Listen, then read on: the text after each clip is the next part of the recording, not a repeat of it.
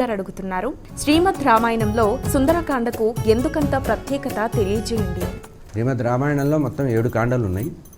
7 కాండల్లో కూడా ప్రధానంగా సీతాన్వేషణ అనేటువంటి ప్రధానంగా పెట్టుకొని రామచంద్రమూర్తి యొక్క పరిపూర్ణ అనుగ్రహం పొందడానికి రామభక్తుడైనటువంటి ఏకాంత భక్తుడైనటువంటి హనుమత్ స్వామి యొక్క సంపూర్ణ విలాసం చెప్పారు కనుక సుందరకాండకి చాలా విశేషం అన్నారు. అంతేకాకుండా సౌందర్య ఉపాసన అనేది ఈ కాండలో మనం ప్రత్యేకంగా గమనించవచ్చు. అంటే రామచంద్రమూర్తి యొక్క అఖండమైనటువంటి అద్వితీయమైనటువంటి లీలామానుష విగ్రహుడు ఉన్న కదా పరమాత్మ, మాయామానుషమూర్తిగా రామచంద్రమూర్తిని మనం చెప్తాం కనుక ఆ మాయామానుష విగ్రహంలో ఉండేటువంటి రామచంద్రమూర్తి యొక్క అఖండ సౌందర్యాన్ని ఆ సౌందర్యాన్నంతా వర్ణించిన కారణంగా సుందరకాండ చాలా ప్రధానమని లౌకికంగా చెప్పబడుతుంది. కొంతమంది వ్యాఖ్యాతలు ఏం చెప్పారంటే అసలు ఈ రామాయణం మొత్తంలో సుందరకాండ ప్రత్యేక గ్రంథం అని కూడా చెప్పారు. ఎందుకంటే దీన్ని ఉపాసనా కాండ అన్నారు. అంటే సీతారాముల్ని ఉపాసించడం అనే ఏకైకమైనటువంటి లక్ష్యం పెట్టుకున్నటువంటి హనుమత్ స్వామి కిష్కింధాకాండలో సుగ్రీవుడితో స్నేహం చేసే సందర్భంలో రామచంద్రమూర్తి యొక్క అనుగ్రహం పొందాడు. అయితే కేవలం రామచంద్రమూర్తి యొక్క అనుగ్రహం పొందటమే ప్రధానం కాదు, సీతాదేవి యొక్క అనుగ్రహం కూడా పొందితేనే ఆ రామచంద్రమూర్తి యొక్క పరిపూర్ణ అనుగ్రహం అవుతుంది.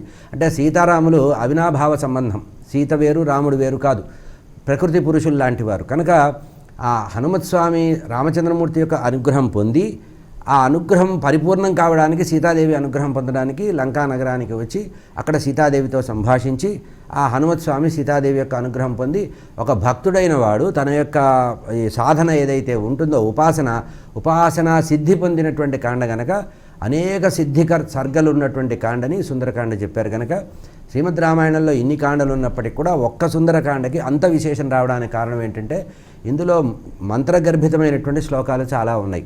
అందుకనే మన వాళ్ళు ఏదైనా బాగా కష్టాలు వచ్చినప్పుడు కానీ ఏదైనా సమస్యలు ఉన్నప్పుడు కానీ ఆరోగ్య సమస్యలు కానీ విజయం కావాలని కోరుకున్న వాళ్ళు కానీ శ్రీమద్ రామాయణంలో ప్రధానంగా సుందరకాండలో కొన్ని సిద్ధి సర్గలు ఉన్నాయి. అంటే సముద్ర లంఘనం చేసేటువంటి ఒక సర్గ అదొక సిద్ధి సర్గ, సీతాదేవి అన్వేషణ చేసే సందర్భంలో ఒక సర్గ అదొక సిద్ధి సర్గగా చెప్పారు. సీతాదేవిని హనుమత్ స్వామి లంకా నగరంలో అశోకవనంలో సింసువా వృక్షం మీద సీతాదేవిని దర్శించడం అనేది సిద్ధి సర్గ. అంటే ఎవరైనా ఏదైనా గంభీరమైనటువంటి కార్యం పెట్టుకొని గొప్ప కార్యక్రమం కానీ ఏదైనా సమస్యతో కూడిన విషయాన్ని కానీ కార్యసాధన కోసం చేసేటప్పుడు ఈ సర్గని ఎవరైతే నిత్యము అనేక మార్లు పారాయణ చేస్తారో వారికి కార్యసిద్ధి కలుగుతుందన్నారు కనుక సుందరకాండకి అంత విశేషమైనది.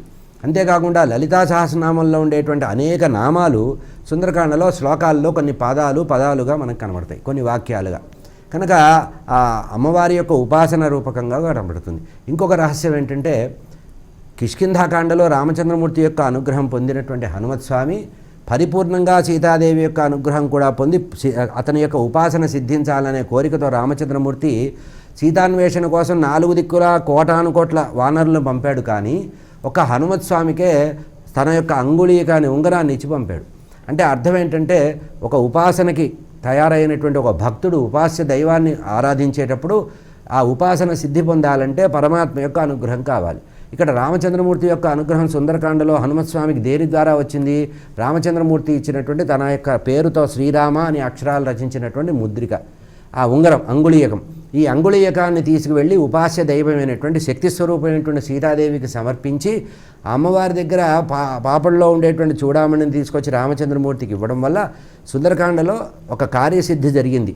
కనుక ఎవరైనా ఒక కార్యాన్ని సిద్ధింపజేసుకోవాలంటే ఉపాసకుడైన వాడు ఆ పరమాత్మ యొక్క పరిపూర్ణ అనుగ్రహం పొందడానికి సుందరకాండ ఉపాసనా కాండగా చెప్పారు. కనుక శ్రీమద్ రామాయణంలో 7 కాండలు ఉన్నప్పటికీ కూడా ఈ సుందరకాండని విశేషంగా చెప్పబడ్డారు కనుక రామాయణంలో ఈ సుందరకాండని ప్రత్యేకమైనటువంటి గౌరవం ఉంది.